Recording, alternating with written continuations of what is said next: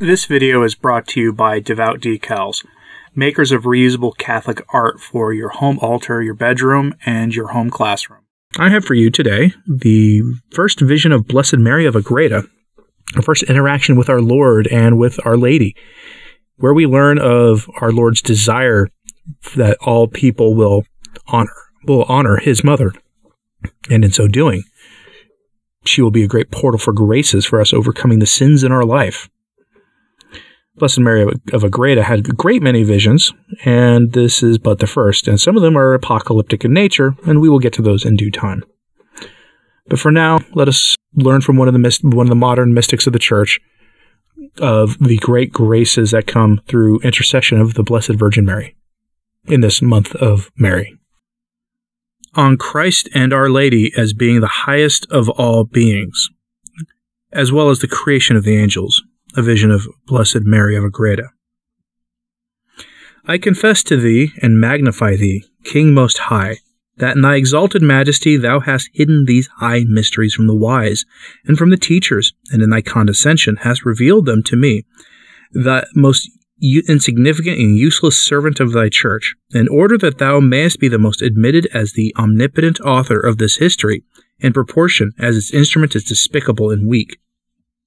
After I had overcome the above-mentioned reluctance and disorderly fears which caused so much timid hesitation, lest I suffer shipwreck in the sea of marvels, the most exalted Lord caused me to feel a virtue from on high, strong, sweet, efficacious, and gentle, an enlightenment which illumined the intellect, subjected the rebellious will, tranquilizing, directing, governing, and attracting the whole range of interior and exterior senses, thus subjecting my entire being to the will and pleasure of the Most High, and directing it in all things towards His honor and glory alone. Being thus prepared, I heard a voice from the Almighty, which called me and raised me up toward Him, exalting my dwelling place on high, and strengthened me against the lions, that hungrily roared about me in order to snatch my soul from the enjoyment of great blessings in the boundless mysteries of this holy tabernacle and city of God. Surrounded by the sorrows of death and perdition, and beset by the flames of the city destroyed in the Old Testament, that you can't mention here without getting in trouble, and Babylon, in which we live, it liberated me from the portals of sorrow, into which I was enticed to enter. My enemies, forming visions of fallacious and deceitful delights for the misleading of my senses, and the capture of them by pretended pleasures, set their allurements about me, in order that I might blindly turn toward these flames and be consumed by them. But from all these snares laid for my footstep, the Most High has delivered me, elevating my spirit and teaching me by the most efficacious admonitions the way of perfection. He invited me to a life spiritualized and angelic, and obliged me to live so cautiously, that in the midst of the furnace the fire touched me not. He often liberated me from the impure tongue, when it sought to communicate to me its earthly fables. His Majesty invited me to rise from the dust and littleness of the law of sin, to resist the defections of sin-infected nature and restrain its disorders, combating them by his enlightening inspirations and raising myself above myself. He called me repeatedly, sometimes by the power of his omnipotence, sometimes with the correction of a father, and at others with the love of a spouse, saying, Arise, my dove, creation of my hands, make haste and come to me, who am the way and the light. He that follows me will not walk in darkness. Come to me, who am the secure truth and unchangeable holiness. To me, who am the powerful and the wise, and the teacher of those that follow wisdom. These words were like the arrows of sweet love, which filled me with admiration, reverence, knowledge, and dread of my sins and of my vileness, so that I retired from his presence, shrunken and annihilated in the knowledge of my nothingness. And the Lord spoke to me, Come, O soul, come to me, who am thy omnipotent God, and although thou hast been a prodigal child and a sinner, arise from the earth and come to me, thy Father. Receive the stole of my friendship and the ring of a spouse. Still remaining in that secure retreat of which I have spoken, I saw on a certain day 6 angels, whom the Almighty had appointed to assist and guide me in the undertaking and in other dangers. Coming toward me, they purified and prepared my soul, and then presented me before the Lord. His Majesty gave to my interior being a new light, and, as it were, a participation in glory. by which I was made capable and desirous of seeing and understanding the things which are above the powers of a mere terrestrial creature. Soon after, 2 other angels of a still higher order appeared to me, and I felt within me the power of the Lord by which they called me. I understood that they were most mysterious envoys and that they wished to reveal to me high and hidden sacraments. Eagerly I responded, and desirous of enjoying the blessing which they pointed out to me, I declared to them how ardently I longed to see what they wished to show me, and yet so mysteriously concealed from me. Then they at once answered with a great serenity, "Restrain thyself, O soul." I turned to the great princes of heaven and said, "Princes of the Almighty and messengers of the great King, why do you now detain me contrary to my will, and why do you defer my joy and my delight after you have called me?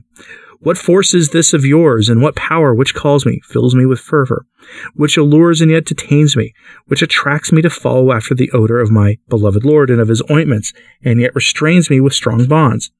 Tell me the cause of all this." They answered, "Because in order to be instructed in all these mysteries, thou must needs, O soul, come with bare feet and despoiled of all thy desires and passions. For these mysteries do not accommodate or lend themselves to disordered inclinations. Take off thy shoes like Moses, for such was the command given to him before he could see the wonderful bush." "Princes of heaven and my lords," I answered, "much was asked of Moses, when he received the command to perform the works of an angel while yet living in mortal flesh. But he was a saint, and I am but a sinner full of miseries. My heart is disturbed, and I am in conflict with the servitude and the oppression of sin, which I feel in my members, and which are opposed to the law of the Spirit." To which they rejoined, "Soul, it would indeed be for thee a most difficult enterprise if thou hadst to execute it merely with thy own power. But the Most High, who wishes to see in thee this disposition, is powerful, and he will not deny to thee his help, if from thy heart thou ask his assistance and thou prepare thyself to receive it. And his power, which caused the bush to burn, at the same time prevented it from being consumed, can prevent also the fire of the passions which encompass and beset the soul from consuming it, if it truly desires to be saved. His Majesty asks for that which he desires, and can execute what he asks. Strengthened by him, thou canst do that which commands. Take off thy shoes and weep in bitter sorrow. Call out to him from the bottom of thy heart, in order that thy prayers may be heard and thy desires fulfilled."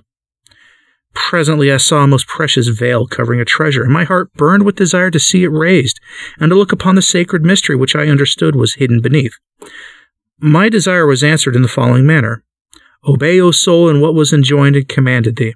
Despoil thyself of thee, and then this mystery will be revealed to thee." I resolved to amend my life and to overcome my appetite.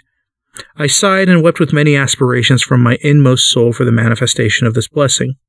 While I made my good resolves, the veil which covered the treasure began to be lifted. Presently the veil fell entirely, and my interior eyes saw what I shall not know how to describe in words. I saw a great and mysterious sign in heaven. I saw a woman, a most beautiful lady, and queen, crowned with stars, clothed with the sun, and the moon was at her feet. The holy angel spoke to me. "This is that blessed woman whom St. John saw in the Apocalypse, and in whom are enclosed, deposited, and revealed up the wonderful mysteries of the redemption. So much has the most high and powerful God favored this creature, that we, his angelic spirits, are full of astonishment. Contemplate and admire her prerogatives. Record them in writing, because that is the purpose for which, according to the measure suitable to thy circumstances, they will be made manifest to thee."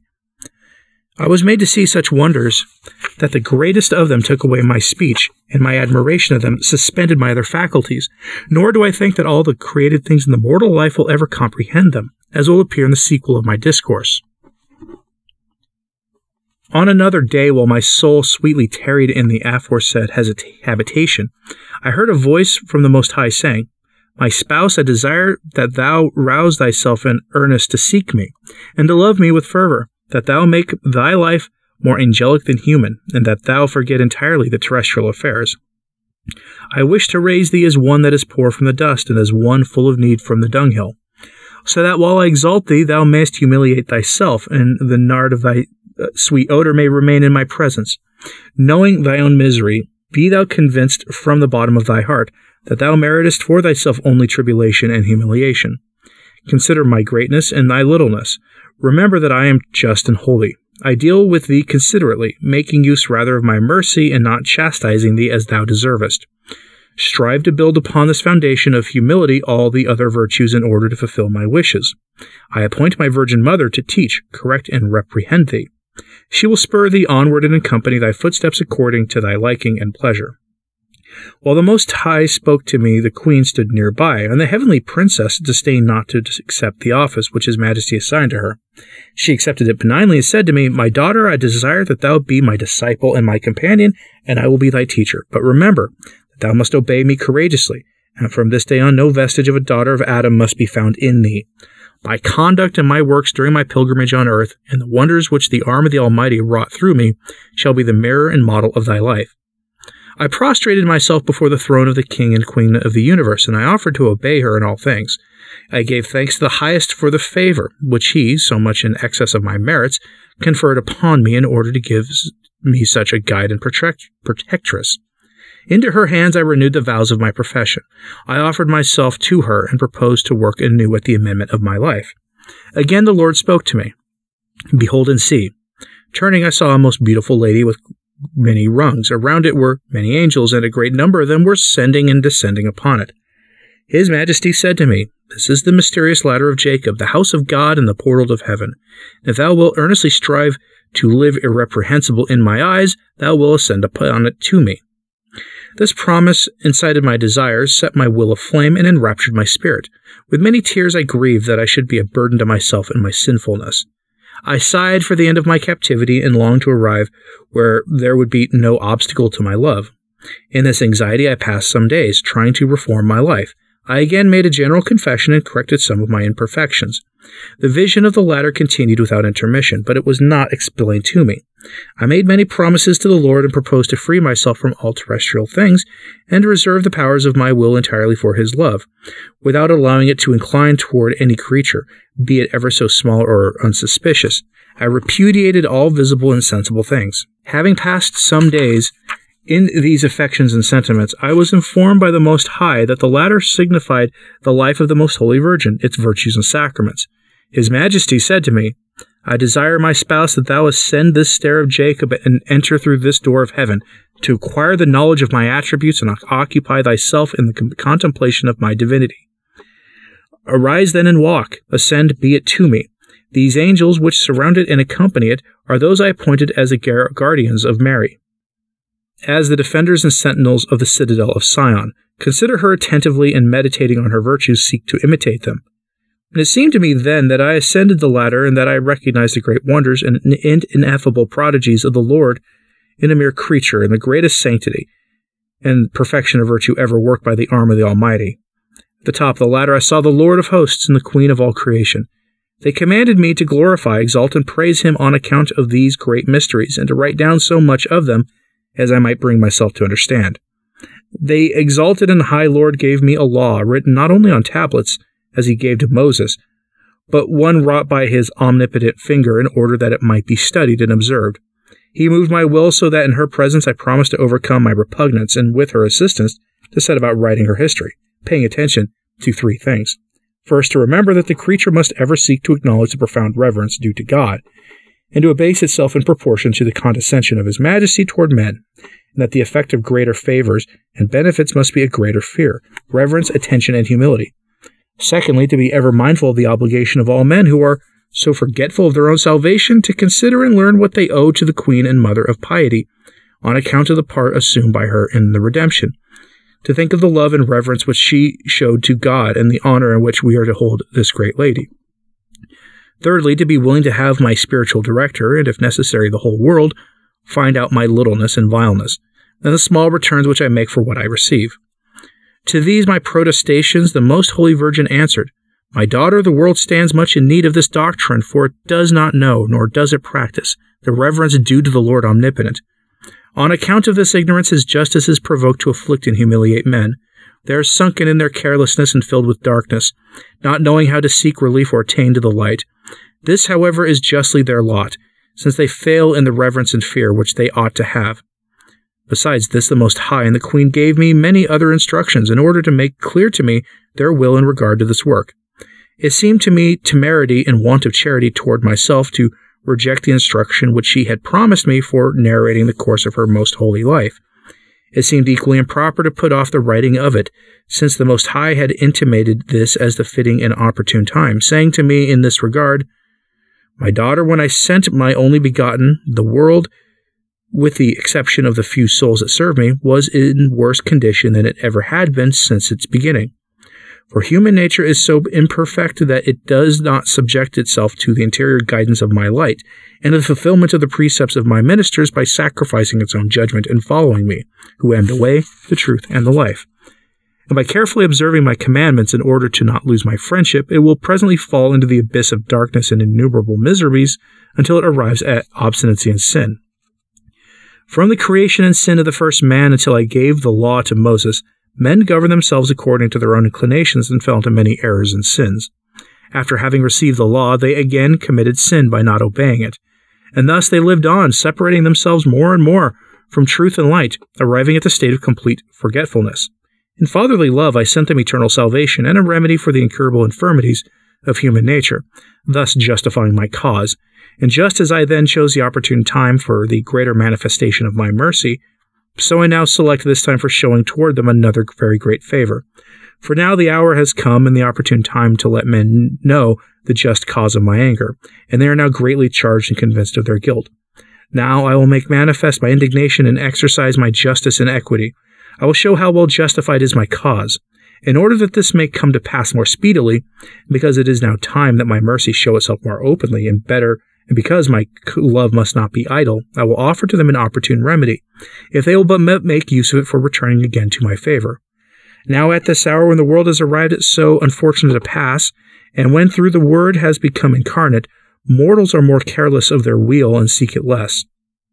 When the day of their transitory life passes swiftly at the setting of the sun of time, when the night of eternity is approaching closer and closer for the wicked, and the day without a night is being born for the just, when the majority of mortals are sinking deeper and deeper into the darkness of their ignorance and guilt, oppressing the just and mocking the children of God, when my holy and divine law is despised at the management of the iniquitous affairs of state, which are as hostile as they are contrary to my providence, when the wicked least deserve my mercy, in these predestined times I wish to open a portal for the just ones through which they can find access to my mercy. I wish to give them a light by which they can dispel the gloom that envelops the eyes of their minds.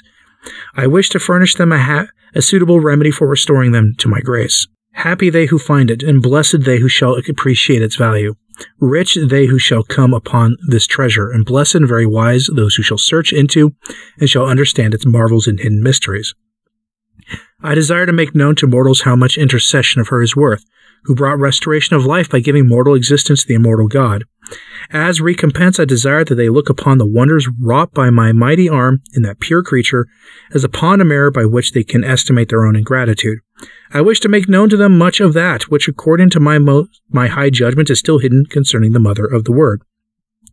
I have not revealed these mysteries in the primitive church because they are so great that the faithful would have been lost in the contemplation and admiration of them at a time when it was more necessary to establish firmly the law of grace and of the gospel.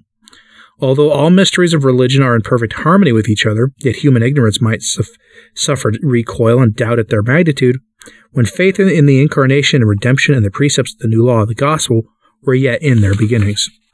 On this same account, the person of the incarnate Word said to his disciples at the Last Supper, "Many things have I said to you, but you are not yet disposed to receive them." These words he addressed to all the world, for it was not yet capable of giving full obedience to the law of grace and full assent to the faithful in Sion. Much less was it prepared to be introduced into the mysteries of his mother. But now mankind has greater need for this manifestation, and this necessity urges me to disregard their evil disposition.